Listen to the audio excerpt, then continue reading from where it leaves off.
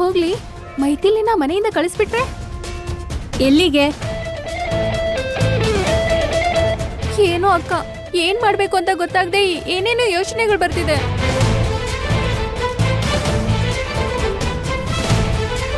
ಈ ನಿಶ್ಚಿತಾರ್ಥ ಬೇಡ ಅನ್ಕೊಂಡ್ ಓಡ್ ಹೋಗೋದು ದೊಡ್ಡ ಸಮಸ್ಯೆ ಏನೂ ಅಲ್ಲ. ನನ್ನಿಂದ ಏನೇ ಆದ್ರೂ ನಮ್ಮಮ್ಮ ಸತ್ ಹೋಗ್ತೀನಿ ಅಂತಾಳೆ. ಅದಕ್ಕಿಂತ ಈ ಎಂಗೇಜ್ಮೆಂಟ್ ಮಾಡ್ಕೊಳ್ಳೋದ್ ಬಿಟ್ರೆ ಬೇರೆ ದಾರಿ ಇಲ್ಲ ಅನ್ನೋದು ನನ್ನ ನೋವು.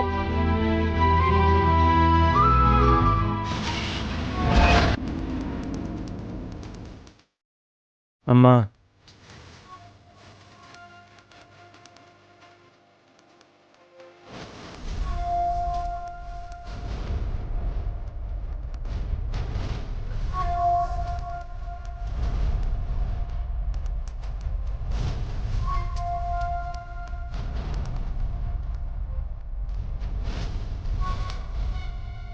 ಅಮ್ಮ, ಮುಹೂರ್ತಕ್ಕೆ ಸಮಯ ಆಗ್ತಾ ಇದೆ, ಹುಡುಗಿನ ಬೇಗ ಕರ್ಸಿ.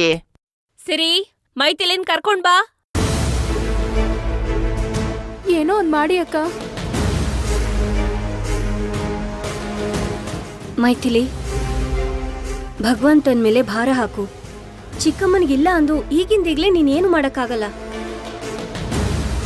ಆದ್ರೆ ಏನೋ ಒಂದ್ ಮಾಡೋಕೆ ನಾನು ಪ್ರಯತ್ನ ಮಾಡ್ತೀನಿ. ಸಿರಿ, ಮೈಥಿಲಿನ್ ಕರ್ಕೊಂಡು ಹೋಗು. ಹೇಳು.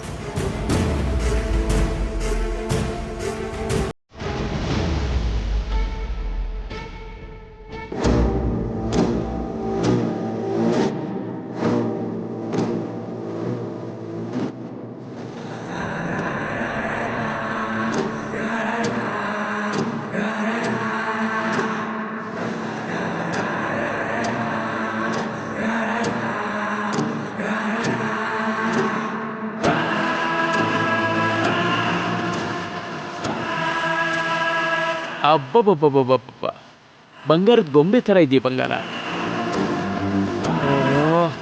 ಅಬ್ಬ, ಕೋಪದಲ್ಲಿ ಇನ್ನೂ ಅಂದವಾಗಿದೆಯಾ. ಛೀ, ಬಾ ಕೂತ್ಕೋ, ಬಾ ಇಲ್ಲಿ ಕೂತ್ಕೋ, ಬಾ. ಮೈಥಿಲಿ, ಹುಡುಗ ಕರೀತಾ ಇದ್ದಾನಲ್ಲ, ಹೋಗಿ ಪಕ್ಕದಲ್ಲಿ ಕೂತ್ಕೊಳ್ಳಮ್ಮ. ಪಾಪ ಅವಳು ನಾಚ್ಕೋತಿದ್ದಾಳೆ ಅನ್ಸುತ್ತೆ. ನಾನು ಬಂದು ಕೂರಿಸ್ಲಾ? ನಾನ್ ಕೂರಿಸ್ತೀನಿ ಬಿಡಪ್ಪ. ಮೈಥಿಲಿ,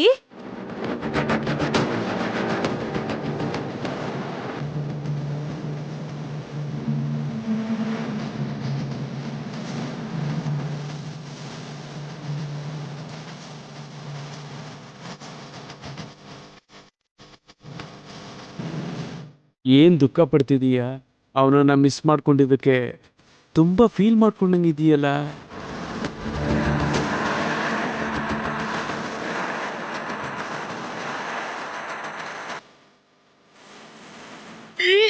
ಅಯ್ಯೋ, ಏನಾಯ್ತಕ್ಕೆ?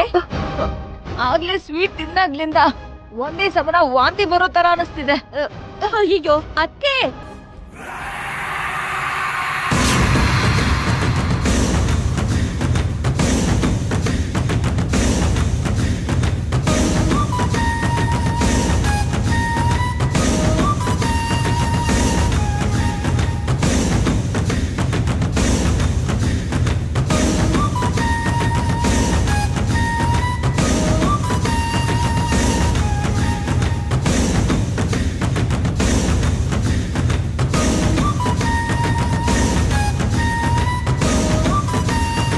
ಮನೆಗೆ ಬಂದ ಅತಿಥಿಗಳೆಲ್ಲರೂ ಪಾಯ್ಸನ್ ಮಿಕ್ಸ್ ಮಾಡಿರೋ ಈ ಸ್ವೀಟ್ಸ್ನ ತಿನ್ನಬೇಕು.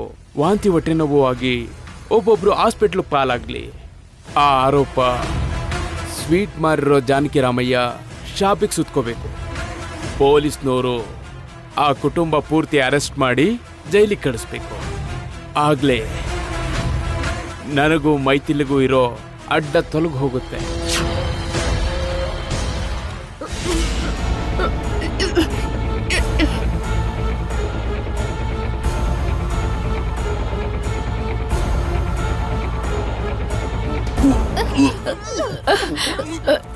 ಏನಾಯ್ತು? ಏನೋ ಮೈಥಿಲಿ, ಈ ಸ್ವೀಟ್ ತಿಂದಾಗ್ಲಿಂದ ಹೊಟ್ಟೆ ಎಲ್ಲ ತೊಳಸ್ದಂಗಾಗಿ ತಲೆ ಎಲ್ಲ ತಿರುಗ್ತಿದೆ ಅಮ್ಮ.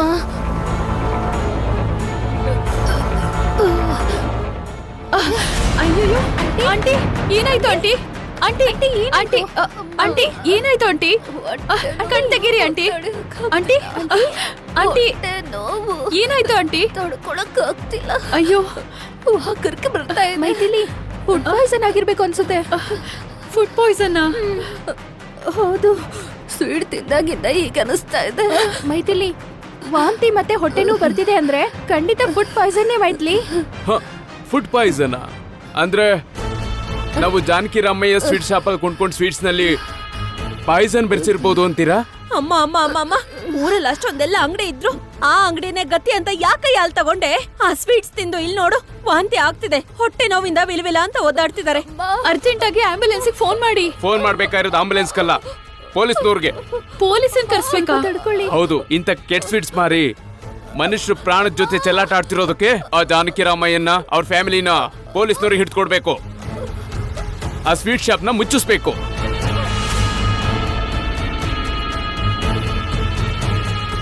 ಹಲೋ, ಎಸ್ ಐ ಅವರ ಮಾತಾಡ್ತಿರೋದು? ಏನ್ ನೋಡ್ತಾ ಇದ್ದೀರಾ? ಅಕ್ಕ ಫೋನ್ ಕೊಡಿ. ಸಿರಿ ಆಂಬ್ಯುಲೆನ್ಸಿಗೆ ಫೋನ್ ಮಾಡು.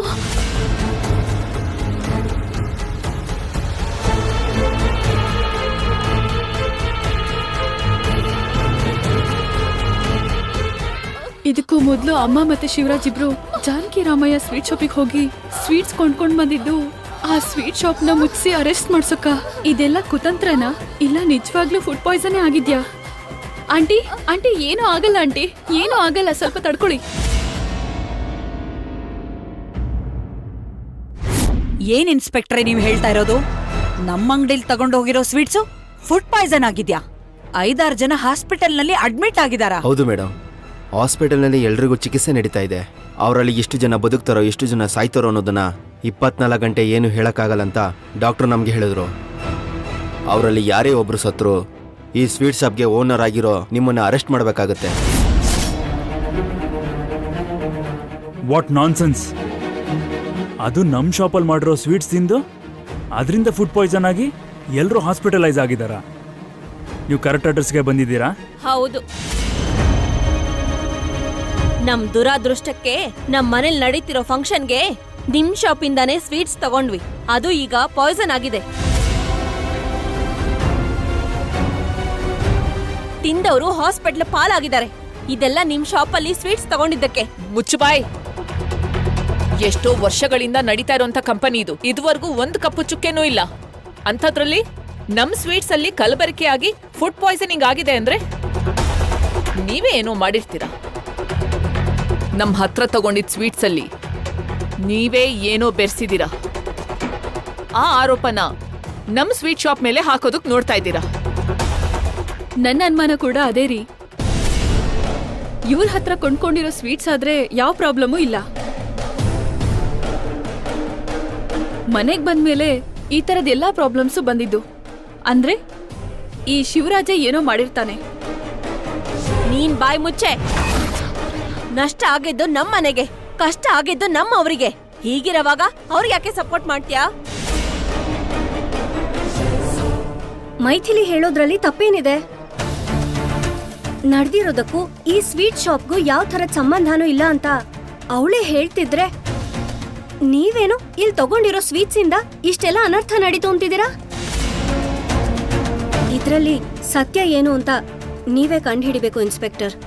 ಸಾರಿ ಮೇಡಮ್, ಆಲ್ರೆಡಿ ಇವ್ರ ಹತ್ರ ತಗೊಂಡಿರೋ ಸ್ವೀಟ್ಸ್ ತಿಂದು ತುಂಬ ಜನ ಹಾಸ್ಪಿಟ್ಲು ಪಾಲಾಗಿರೋದ್ರಿಂದ ತಕ್ಷಣ ಈ ಸ್ವೀಟ್ ಶಾಪ್ ಮೇಲೆ ಆಕ್ಷನ್ ತಗೊಬೇಕು ಅಂತ ಹೈಯರ್ ಆಫೀಸರ್ ಕಡೆಯಿಂದ ಆರ್ಡರ್ ಬಂದಿದೆ.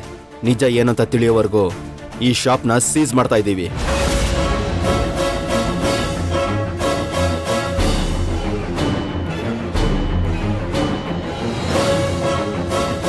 ನೋ, ಈ ಶಿವರಾಜ ಸತ್ಯವತಿ ಬೇಕಂತ ಏನೋ ಕುತಂತ್ರ ಮಾಡಿದ್ದಾರೆ. ಬೇಕು ಅಂತಾನೆ ಆ ಸ್ವೀಟ್ಸ್ ಅಲ್ಲಿ ಏನೋ ಬೆರೆಸಿ ಶಾಪ್ ಮುಚ್ಚೋ ಹಾಗೆ ಮಾಡ್ತಿದ್ದಾರೆ. ಇನ್ಸ್ಪೆಕ್ಟ್ರೆ, ದಯವಿಟ್ಟು ನಮ್ ಸ್ವೀಟ್ ಶಾಪ್ನ ಸೀಸ್ ಮಾಡಬೇಡಿ. ಎಷ್ಟೋ ಕಾಲದಿಂದ ಜನಗಳು ನಮ್ಮ ಮೇಲೆ ಇಟ್ಕೊಂಡಿರೋ ನಂಬಿಕೆನ ಕಳ್ಕೊಳ್ಳೋ ಹಾಗೆ ಮಾಡಬೇಡಿ. Please inspector, please. ಅಜ್ಜಿ, ನೀವೇನು ಟೆನ್ಷನ್ ಮಾಡ್ಕೋಬೇಡಿ. ನಮ್ಮ ಶಾಪ್ ಸೀಸ್ ಆಗಲ್ಲ. ಅಗತ್ಯ ಬಿದ್ದರೆ ಇವ್ರ ಮೇಲಿನ ಆಫೀಸರ್ ಹತ್ರ ನಾನು ಮಾತಾಡ್ತೀನಿ. ಸರ್, ಇವ್ರ ಸ್ವೀಟ್ಸ್ ಇಂದ ನಷ್ಟ ಆಯ್ತು ಅಂತ ಪ್ರೂವ್ ಆಗದೆ ನೀವ್ ಹೇಗ್ ಸೀಸ್ ಮಾಡ್ತೀರಾ ಸರ್? ಮೈಥಿಲಿ, ನೀನ್ ಸುಮ್ನಿರು. ಸ್ವೀಟ್ ಶಾಪ್ ಮುಚ್ಚಿಸ್ಲೇಬೇಕು, ಇಲ್ಲ ಅಂದ್ರೆ ಇದೇ ಶಾಪ್ ಮುಂದೆ ಧರಣಿ ಕೂರ್ತೀನಿ. ಹೇಯ್, ನಮ್ಮೇಲೆ ಸೇಡ್ ಇಟ್ಕೊಂಡು ನೀನೇ ಏನಾದ್ರೂ ಪ್ಲಾನ್ ಮಾಡಿರ್ತೀಯ. ನಿನ್ನಂತವನ್ನ ಏನ್ ಮಾಡಿದ್ರು ಪಾಪ ಬರಲ್ಲ. ಏಯ್ ನೀನು ಸರ್, ಏನ್ ಸರ್ ಇದು ದೌರ್ಜನ್ಯ? ನಮ್ಮ ಮುಂದೆನೆ ಕೈ ಮಾಡ್ತಾ ಇದ್ದೀರಲ್ಲ. ನೀವು ಈ ತರ ಮಾಡಿದ್ರೆ ನಿಮ್ಮ ಮೇಲೆ ಕೂಡ ಆಕ್ಷನ್ ತಗೊಬೇಕಾಗುತ್ತೆ. Sir, emotional ಆಗ್ಬೇಡಿ.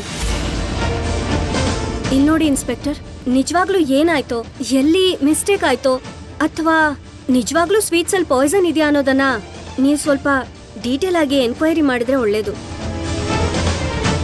ಯಾಕೆಂದ್ರೆ ಈ ಕಂಪನಿ ಬಗ್ಗೆ ನಿಮಗೆ ಗೊತ್ತಿಲ್ದಿರೋದೇನೂ ಇಲ್ಲ. ಇಲ್ಲಿವರೆಗೂ ಒಂದ್ ಸಣ್ಣ ಅಲಿಗೇಷನ್ ಇಲ್ಲದೆ ನಡ್ಕೊಂಡ್ ಬಂದಿರೋ ಈ ಸಂಸ್ಥೆ ಇವತ್ತು ಸತ್ಯ ಗೊತ್ತಿಲ್ಲದೆ ಒಂದು ಸಣ್ಣ ಪ್ರಾಬ್ಲಮ್ ನಿಂದ ಸಫರ್ ಆಗ್ಬಾರ್ದು. ಅಯ್ಯೋ, ನೀವು ಸುಮ್ಮನೆ ಇರಿ. ಮನುಷ್ಯನ ಪ್ರಾಣಕ್ಕೆ ಸಮಸ್ಯೆ ಬಂದ್ರೆ ಅದು ನಿಮ್ಗೆ ಸಣ್ಣ ಪ್ರಾಬ್ಲಮ್ ತರ ಕಾಣಿಸ್ತಿದ್ಯಾ? ಸರ್, ಇವ್ರನ್ನ ಹೀಗೆ ಬಿಟ್ರೆ ಇನ್ನು ಮಾತಾಡ್ತಾನೆ ಇರ್ತಾರೆ. ಶಾಪ್ನ ಮುಚ್ಚಿಸಿ. ಏನು ಮಾತ್ ಎತ್ತಿದ್ರೆ ಅಂಗಡಿ ಮುಚ್ಚಿಸ್ಬಿಡಿ ಅಂತ ಇದ್ದೀರಾ? ಇದನ್ನೇನ್ ನಿಮ್ ತಾತನ ಅಂಗಡಿ ಅಂತ ಅನ್ಕೊಂಡಿದ್ದೀರಾ? ಅಂಗಡಿ ವಿಷಯಕ್ಕೆ ಬಂದ್ರೆ ಶೂಟ್ ಮಾಡಿ ಬಿಸಾಕ್ತೀನಿ.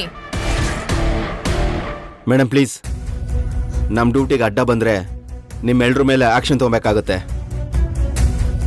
ನಿಮ್ಮ ಕಂಪ್ನಿಗೆ ಎಷ್ಟೇ ದೊಡ್ಡ ಹೆಸರಿದ್ರು ಕೂಡ ಆಗಿರೋ ನಷ್ಟ ತುಂಬಾ ದೊಡ್ಡದು. ಪ್ಲೀಸ್ ಮೇಡಮ್, ಕೋಆಪರೇಟ್ ಮಾಡಿ. ಭಗವಂತ, ನಮ್ಮ ಫ್ಯಾಮಿಲಿ ಮೇಲೆ ಎಂತ ಏಟ್ ಕೊಟ್ಬಿಟ್ಯಪ್ಪ ಭಗವಂತ. ಅತ್ತೆ, ಬೇಜಾರ್ ಮಾಡ್ಕೋಬೇಡಿ. ಅವಶ್ಯಕತೆ ಬಂದ್ರೆ ನಾನ್ ಮಿನಿಸ್ಟರ್ ಜೊತೆಗೆ ಮಾತಾಡ್ತೀನಿ. ಮೊದ್ಲು ನಾವಿಲ್ಲಿಂದ ಹೋಗೋಣ, ಬನ್ನಿ, ನಡೀರಿ.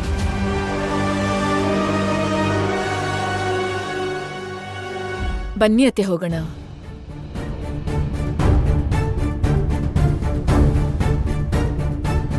ಏನ್ ನೋಡ್ತಾ ಇದ್ದೀರಾ? ನಡೀರಿ.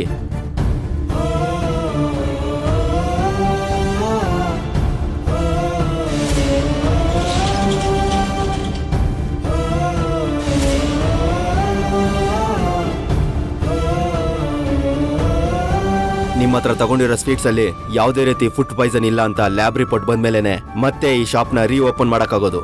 ಅಲ್ಲಿವರೆಗೂ ಶಾಪ್ ಕ್ಲೋಸ್ ಆಗೇ ಇರುತ್ತೆ. ನಮ್ಮ ಆರ್ಡರ್ಸ್ ವಿರುದ್ಧ ಯಾರಾದ್ರೂ ಓಪನ್ ಮಾಡಕ್ ಟ್ರೈ ಮಾಡಿದ್ರೆ ಅವ್ರ ಮೇಲೆ ಸೀರಿಯಸ್ ಆಗಿ ಆಕ್ಷನ್ ತಗೊಬೇಕಾಗುತ್ತೆ. Mind it. ಬನ್ನಿ.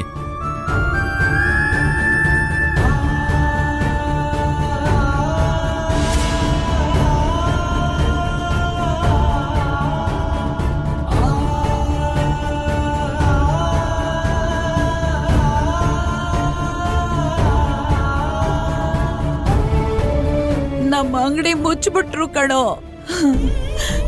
ನಮ್ಮ ಅಂಗಡಿ ಮುಚ್ಚೇ ಬಿಟ್ರು. ಇಲ್ಲಿವರೆಗೂ ನಾವು ಬೆಳೆಸ್ಕೊಂಡಿದ್ದ ಹೆಸರು, ಗೌರವ ನಾಶವಾಗೋಯ್ತು. ಅಜ್ಜಿ, ಅಜ್ಜಿ, ಅತ್ತೆ, ಅಜ್ಜಿ, ಅತ್ತೆ, ಸಮಾಧಾನ ಮಾಡ್ಕೊಳ್ಳಿ. ಅಜ್ಜಿ, ಅಮ್ಮ, ಅಜ್ಜಿನ ಕರ್ಕೊಂಡು ನೀವು ಮನೆಗೆ ಹೋಗಿ. ನಾನು ಆಮೇಲೆ ಬರ್ತೀನಿ. ಕರ್ಕೊಂಡು ಹೋಗಿ. ಬನ್ನಿ ಅತ್ತೆ. ಮಾವ, ಕರ್ಕೊಂಡು ಹೋಗಿ. ಅಯ್ಯೋ,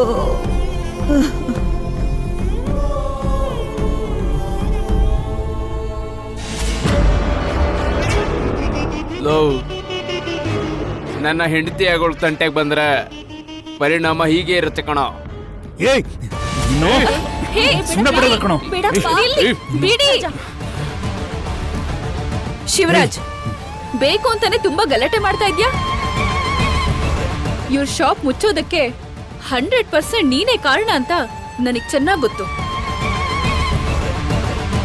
ಇವ್ರ ಕುಟುಂಬದ ಮೇಲೆ ದ್ವೇಷಕ್ಕೆ ಕೊಂಡ್ಕೊಂಡಿರೋ ಸ್ವೀಟ್ಸ್ ಅಲ್ಲಿ ಏನೋ ಬೆರೆಸಿ ಇವ್ರ ವ್ಯಾಪಾರಕ್ಕೆ ಪೆಟ್ಕೊಟ್ಟೆ ಅಂತ ಖುಷಿ ಪಡ್ತಾ ಇದ್ಯಾ ಅಲ್ವಾ? ವಿದಿನ್ 24 ಅವರ್ಸ್ ಅಲ್ಲಿ ಮುಚ್ಚಿರೋ ಇದೇ ಶಾಪನ್ನ ನಿನ್ ಕಣ್ ಮುಂದೆನೆ ಓಪನ್ ಮಾಡಿಸಿ ನೀನ್ ಜೈಲಿಗೆ ಕಳ್ಸಿಲ್ಲ ಅಂದ್ರೆ ನನ್ ಹೆಸರು ಮೈಥಿಲೇನೇ ಅಲ್ಲ. ಛೀ, ಬಾಯಿ ಮುಚ್ಚೆ. ನೀನು ಅವನು ಮದ್ವೆ ಆಗ್ಬೇಕಾಗಿರೋ ಹುಡುಗಿ ಕಣೆ. ಏನೋ ಇವನನ್ನ ಮದ್ವೆ ಆಗ್ತಿರೋ ಹಾಗೆ ರಾಜಂಗ್ ವಾರ್ನಿಂಗ್ ಕೊಡ್ತಾ ಇದೆಯಲ್ಲ.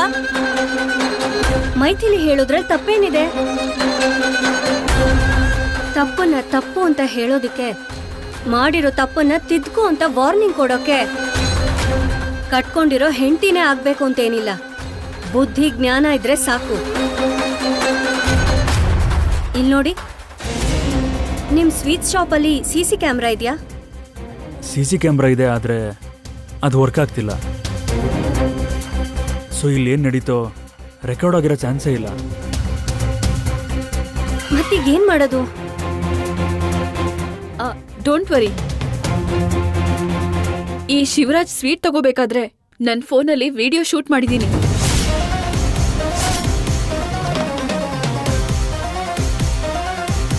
ನಿಮ್ಗೆ ಯಾವ ಸ್ವೀಟ್ಸ್ ಬೇಕೋ ನೋಡ್ಕೊಂಡು ತಗೊಳ್ಳಿ.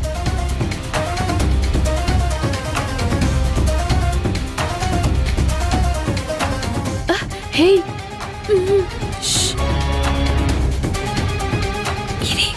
ವಿಡಿಯೋ ಮಾಡ್ತಾ ಇದ್ದೀನಿ, ಸುಮ್ಮನೆ ರೀ. ಅದನ್ನ ನಿಮ್ ಫೋನಿಗೆ ಸೆಂಡ್ ಮಾಡ್ತೀನಿ. ಏನಾದ್ರೂ ಕ್ಲೂ ಸಿಗತ್ತೇನೋ ನೋಡಿ. ಏನು, ನಾನು ಬಂದು ಸ್ವೀಟ್ಸ್ ತಗೊಳ್ಳೋದನ್ನ ನಿನ್ ಫೋನಲ್ಲಿ ವಿಡಿಯೋ ಮಾಡಿದ್ದೀಯಾ? ಹೌದು. ಯಾವತ್ತೂ ಇಲ್ದೇ ಇರೋದು ನೀನ್ ನೆಪ ಮಾಡ್ಕೊಂಡು ಸ್ವೀಟ್ ಶಾಪಿಗೆ ಬಂದಾಗ್ಲೇನೆ ನನಗೆ ಅನುಮಾನ ಬಂದಿತ್ತು ನೀನ್ ಈ ತರ ಏನೋ ಕೆಟ್ಟ ಕೆಲಸ ಮಾಡ್ತಿದ್ಯಾ ಅಂತ. ಅದಕ್ಕೆ ಮುಂಜಾಗ್ರತೆಯಾಗಿ ಈ ವಿಡಿಯೋ ಮಾಡಿದ್ದೀನಿ. Very good Maithili. ನೀನ್ ಇಷ್ಟು ಮುಂದಾಲೋಚನೆ ಇಟ್ಕೊಂಡು ಫೋನಲ್ಲಿ ವಿಡಿಯೋ ರೆಕಾರ್ಡ್ ಮಾಡಿದ್ಯಾ ಅಂದ್ರೆ ಖಂಡಿತ ಏನೋ ಒಂದು ಕ್ಲೂ ಸಿಕ್ಕೇ ಸಿಗುತ್ತೆ. ಸಾಕು ಬಿಡು. ನೀನ್ ಈ ಶಿವರಾಜ್ನ ಹಾಳ್ ಮಾಡೋದಕ್ಕೆ ಮಾಡಿದ ಮಹಾ ಕೆಲ್ಸ ಸಾಕು. ನಡಿ ಹೋಗೋಣ. ಮೈಥಿಲಿ, ತುಂಬಾ ದೊಡ್ಡ ತಪ್ಪು ಮಾಡಿದೀಯಾ. ಅಕಸ್ಮಾತ್ ಆಗಿ ನಾನು ಸಿಕ್ಕಾಕೊಂಡೆ ಅನ್ಕೋ, ಪರಿಣಾಮ ಇದಕ್ಕಿಂತ ದಾರುಣವಾಗಿರುತ್ತೆ. ನೋಡ್ತಾ ಇರು. ಗೊತ್ತಿದೆ ಬಿಡು. ಅಮ್ಮ, ಹೋಗೋಣ ಬಾ. ವಸು ಅಕ್ಕ, ನೀವು ಈ ವಿಡಿಯೋ ವಿಚಾರನ ನೋಡ್ಕೊಳ್ಳಿ. ಆಯ್ತು ಮೈಥಿಲಿ, ನಾನ್ ನೋಡ್ಕೋತೀನಿ, ನೀವು ಹೋಗಿ. ಬಾ.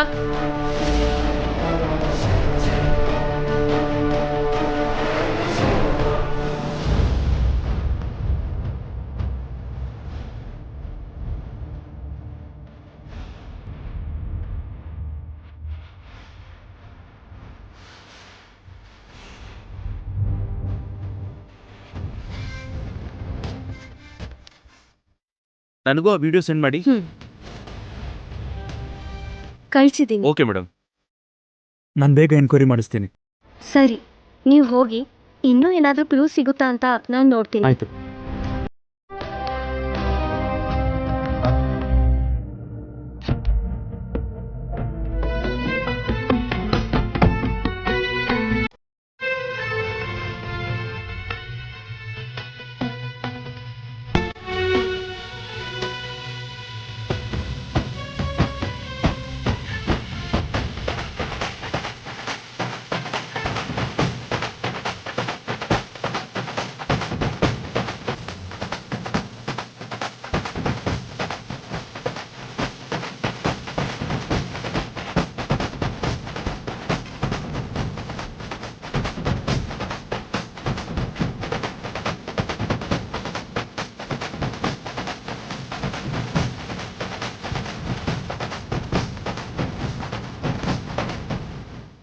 ಎಷ್ಟೋ ಚರಿತ್ರೆ ಸೃಷ್ಟಿ ಮಾಡಿದ್ ನಮ್ ವ್ಯಾಪಾರ ಸಾಮ್ರಾಜ್ಯ ಒಂದೇ ಒಂದ್ ಸುಳ್ಳಿಂದ ಬೀದಿ ಪಾಲಾಗೋ ತರ ಮಾಡ್ಬಿಟ್ಟ. ನ್ಯಾಯಕ್ಕೆ ನಂಬಿಕೆಗೆ ಹೆಸರಾಗಿ ನಿಂತಿದ್ ನಮ್ ವ್ಯಾಪಾರನ ಮಣ್ಪಾಲ್ ಮಾಡ್ಬಿಟ್ಟ. ಇಂಥ ನೀಚ್ ಕೆಲ್ಸ ಮಾಡಿರೋರು ಯಾರು ಅಂತ ಗೊತ್ತಿದ್ರು ಕೂಡ ಕೈಲಾಗ್ದವ್ರ ತರ ಏನು ಮಾಡಕ್ಕಾಗ್ದೆ ನೋಡ್ತಾ ಇದೀವಿ ಹೊರ್ತು ಏನು ಮಾಡಕ್ಕೆ ಆಗ್ತಾ ಇಲ್ಲ. ಯಾರೋ ಮಾಡಿದ ತಪ್ಪಿಗೆ ನಾವು ಶಿಕ್ಷೆ ಅನುಭವಿಸೋ ಹಾಗಾಯ್ತು. ಸುಮ್ನೆ ಬಿಡಲ್ಲ. ಈ ತಪ್ಪಿಗೆ ಕಾರಣ ಆಗಿರೋ ಯಾರನ್ನೂ ಸುಮ್ನೆ ಬಿಡಲ್ಲ. ಇದಕ್ಕಿಂತ 10 ಪಟ್ಟು ಶಿಕ್ಷೆ ಆಗೋ ತರ ಮಾಡದೆ ಇದ್ರೆ ನನ್ನ ಹೆಸರು ಜಾನಕಮಾನೆ ಅಲ್ಲ. ಅಜ್ಜಿ, ನಡೆದಿದ್ದಕ್ಕೆ ನೀವು ಟೆನ್ಷನ್ ಮಾಡ್ಕೋಬೇಡಿ. ತಪ್ಪು ಮಾಡಿರೋ ಪ್ರತಿಯೊಬ್ಬರು ಎಲ್ಲೋ ಒಂದು ಕಡೆ ತಪ್ಪು ಹೆಜ್ಜೆ ಇಟ್ಟಿರ್ತಾರೆ. ಆ ತಪ್ಪೆ ಅವ್ರನ್ನ ಜೈಲಿಗೆ ಹೋಗೋ ಥರ ಮಾಡುತ್ತೆ. ನೀನ್ ಹೇಳಿದ್ದು ನಿಜಾನೇ ಉತ್ತಮ್. ಆದ್ರೆ ಶತ್ರುಗಳು ನಮ್ ಹೆಜ್ಜೆಗಳನ್ನ ತಪ್ಸೋ ಹಾಗೆ ಮಾಡಿದ್ರೆ ಹೊರತು ಅವ್ರ ತಪ್ಪ ಹೆಜ್ಜೆ ಇಟ್ಟಿದ್ದಾರೆ ಅನ್ನೋದನ್ನ ಮರ್ತೋಗಿರ್ತಾರೆ. ಇಲ್ಲಮ್ಮ, ಯಾವ ಶತ್ರುಯಿಂದ ನಮ್ಮ ಸ್ವೀಟ್ ಶಾಪ್ ಸೀಸ್ ಆಗೋದಕ್ಕೆ ಯಾರು ಕಾರಣ ಅಂತ ನಾವು ಫೀಲ್ ಆಗ್ತಿದ್ದೀವೋ ಅವ್ರ ಕಡೆಯಿಂದಾನೇ ಬಲವಾದ ಸಾಕ್ಷಿ ಸಿಕ್ಕಿದೆ. ಏನ್ ಕಂದ ನೀನ್ ಹೇಳ್ತಿರೋದು? ನಾವ್ ಯಾವ ತಪ್ಪು ಮಾಡಿಲ್ಲ ಅಂತ ಸಾಕ್ಷಿ ನಮ್ಮ ಹತ್ರ ಇದೆಯಾ? ಹೌದಮ್ಮ. ಲೋಗಿರಿ, ಆ ವಿಡಿಯೋ ತಗೊಂಬಾ.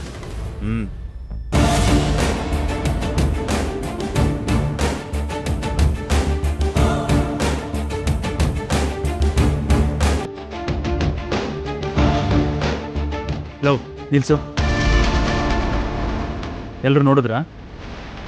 ಆ ಶಿವರಾಜ್ ಹೇಳಿದ ಪ್ರಕಾರ ನಮ್ಮ ಶಾಪಲ್ಲಿ ಇದ್ದಿದ್ದ ಸ್ವೀಟ್ ಪೂರ್ತಿ ಅವನೊಬ್ಬನೇ ತೊಗೊಂಡಿದ್ದಾನೆ.